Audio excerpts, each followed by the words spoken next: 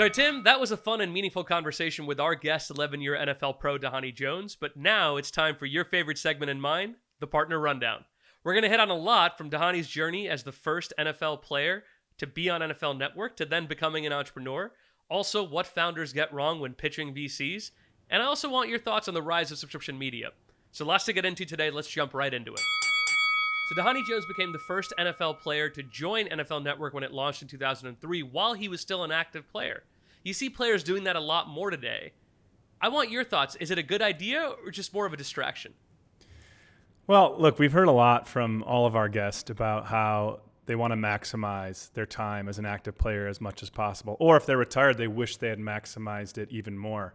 So I think, like Dhani said, it comes down to the individual athlete, right? Are they performing at a high enough level on the field that they can justify doing these other things? And so I think the three things to focus on are: one, consider your own situation. Are you in a position where you can carve out time in addition to your workload as an athlete to go try something new? Number two, maximize your off season. Maybe pick up a new skill, one new skill every off season. Sean Green talked about that when we had him on the show. It's something he really zeroed in on. And three, take the long view and realize that the success, just like your athletic prowess, doesn't happen overnight. It's something you got to build over the length of your career. Yeah, that's an interesting point there, especially because media is actually one of the places that today it's not considered a distraction. I'm sure it was a little bit more when Dhani was doing interviews on the left side of the field and then running onto the other side to put on his pads and go play in the game. I think today it's a lot more expected. But one of the things is that there's only so many of these media jobs that are out there, right? So people kind of expect their favorite players to go become analysts, but over time you realize that only a small subset of them will. So more broadly, I think your advice applies not just to what athletes can be doing as it pertains to media, but also for them to be maximizing their opportunities in other aspects in the offseason. So whether it's starting their company, whether it's getting involved as an investor, whether it's going and taking an internship opportunity somewhere, I think all of the things that you just listed, whether it's controlling your own situation or maximizing that skill set, learning in the offseason, applies across the board, especially because not all of them are going to become media analysts. So one of the things I loved that Dhani talked about is this idea of the entrepreneurial journey. Do you think maybe in our business we get a little too carried away with that idea? So feel free to disagree with me on this. I actually don't think on the whole that we do. I think it is all a response to the fact that becoming an entrepreneur is so incredibly difficult. It takes so much risk-taking, especially in the early onset, especially if you're a first-time entrepreneur and you're still learning everything and flying by the seat of your pants. So in a way, I think it's a good thing that as investors, as an industry, we celebrate that type of risk because we know the incredible achievements that come out of it, not even just for venture-backed companies, but for any sort of entrepreneurship, for small business entrepreneurship. The problem where we get carried away with it is when we start to lionize these individuals, even when they haven't really done anything. It's very in vogue to be a CEO, to create your own job. And then you realize, okay, not all CEOs are created equal. So on the whole, I think it's good that we celebrate these people, but we can get carried away with it sometimes. Yeah, and I'll admit, as a VC, I think a lot of it is driven by venture capitalists for two reasons. One is we all love to champion the funding rounds that we do, right? Which is not really what building a company is about. It's a very important part of it, but the success isn't raising the capital. The success is what you go on to do with the capital that you've raised, right? That's like where the work is just having begun. And for a lot of founders, I know they hate the fundraising process for that reason.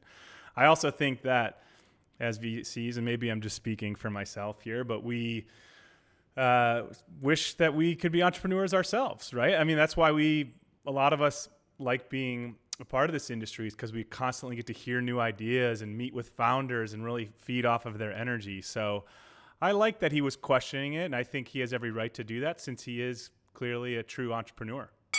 Yeah, and along that same vein, one of the things we talked to Dhani about was this idea of storytelling in that fundraising and pitching context.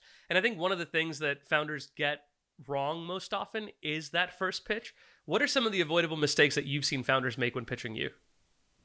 Yeah, I think it's a few really common things. The first is almost always like, make sure you're talking to a relevant investor or you're presenting your message in a relevant way, right? So if I'm an investor who has a track record of participating in companies that are in consumer or sports or media or entertainment, and you're a health tech company, okay, should we really be talking? Am I really a viable investor for you? Well, maybe there's something really specific that you see in my portfolio or in something that I've said that is why you're talking to me or why you're reaching out. So, mention that. That's really important. I think that alone can just cut down on so much wasted time on the entrepreneur's part, and also, from a VC perspective, makes it easier, or at least That's clearer right. in terms of the terms of engagement. Yeah, I think one of the things building off of that is get your audience to vibe with the problem before you start selling them on the solution. This is sort of the key point of storytelling. Like, read the room, understand, am I somebody that innately understands this problem? Do you have to convince me about the size and scale of the problem? Before, like, we jump right into, and this is the product that I've built. I understand the impulse. This is your baby. As a founder, you're spending weeks of sleepless nights putting this whole project together. And now you want to come in and sit in front of a VC and pitch the product. But if I'm not bought in to the problem itself, then you're going to be wasting your air. So honestly, that first pitch, if you don't even get to the product, or you get to very little of it, but you sort of whet the appetite, but you convince me that this is a $1 billion problem, that is time well spent, and I recommend that you do that. Yeah, that's a great point. One thing we didn't touch on with Dhani, but has become increasingly prevalent in media, is the rise of subscription media. Where do you think we're headed with this? Yeah, it's funny, Tim, because we actually talked about this a little bit last week, too, when we had Haley Rosen on, about how VCs are out on ad-supported media, but they're kind of back in on subscription media. The problem is you have so many of these. I just think about something like Substack, which is like the second coming of Medium, where a lot of independent writers are writing and trying to monetize their content. And now what I've started seeing more recently is like 7 to 10 semi-popular writers that maybe have a few thousand people that are reading, but not a massive audience, are now pooling together so that 7 to 10 of them that are writing about different topics can sell under one subscription banner. Tim, that's a newspaper. They've just created a newspaper. And this is what they were railing against for the last decade. And now they've just gone and created the exact same thing. And God knows one day they're going to start selling ads against it too. And we're back to where we started. So I don't know. I don't know if that many subscriptions are actually going to be sustainable in the long run. I'm also so glad you brought up Substack, because there's other people coming out and saying like, hey, I'll help you build a subscription website. You don't need to use this service that takes a VIG off of the small VIG that you're already getting. And I'll be interested to see the longevity of these independent creators and journalists and whatnot, because even though the death of traditional media has been widely broadcasted and talked about everywhere, like, there are still perks to being part of a media company with built-in distribution, with an editor. And so it takes a lot of work to build out an audience. It takes a lot of work to hold yourself accountable, to constantly be pushing out content. So we'll see where that goes, and how deep those different niches can dig in. And also, like, we'll look at subscription fatigue and see how willing people are to pay and continue to pay well into the future. Yeah, Tim, I think you're absolutely right. We're at a point where creating your own media has gotten so easy. We are an exact example of that. And I'm so grateful that you're here to hold me accountable as we start to push lots of great content out. So this has been a really fun partner rundown. Thanks for joining me, Tim. Thanks, Jay.